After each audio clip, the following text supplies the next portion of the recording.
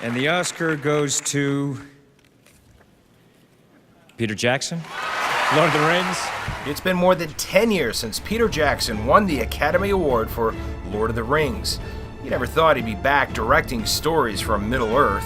I thought the Lord of the Rings 3 movies back-to-back was a once-in-a-lifetime experience, and, you know, hey, I was wrong. You asked me once if I had told you everything there was to know about my adventures. Well, I can honestly say I have told you the truth. I may not have told you all of it. Also back, if only for a small cameo, is Elijah Wood as Frodo.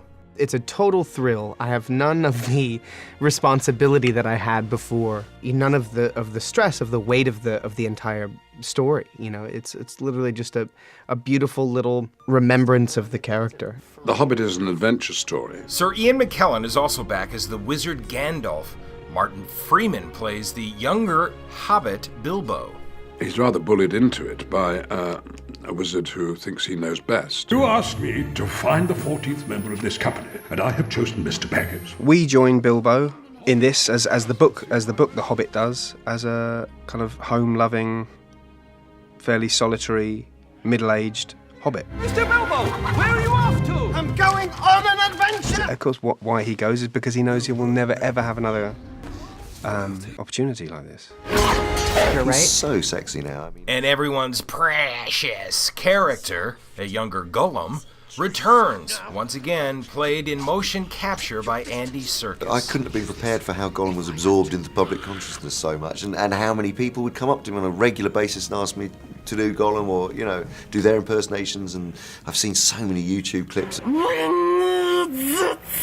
The precious so juicy, sweet. So owning him again, possessing him, kind of pulling, because of course as an actor you've just got to rein it right in and kind of feel it from the inside, and I almost felt like I was doing an impersonation of myself for the first day. Shut up! The visual effects on The Hobbit have certainly advanced a lot in the 10 years since we did The Lord of the Rings.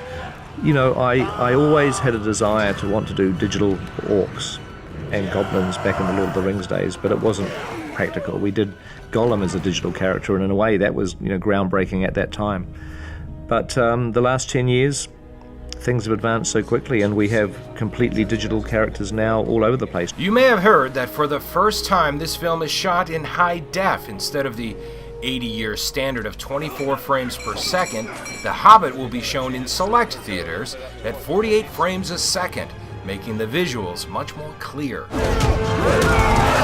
Anything that makes the movie, you know, something to see in a cinema as opposed to waiting for it to show up on your iPad is a good thing. So what can we expect from Peter Jackson 10 years from now? Hopefully I'll be lying on a beach in Fiji somewhere with my feet up. Can you promise that I will come back? No. And if you do, you will not be the same.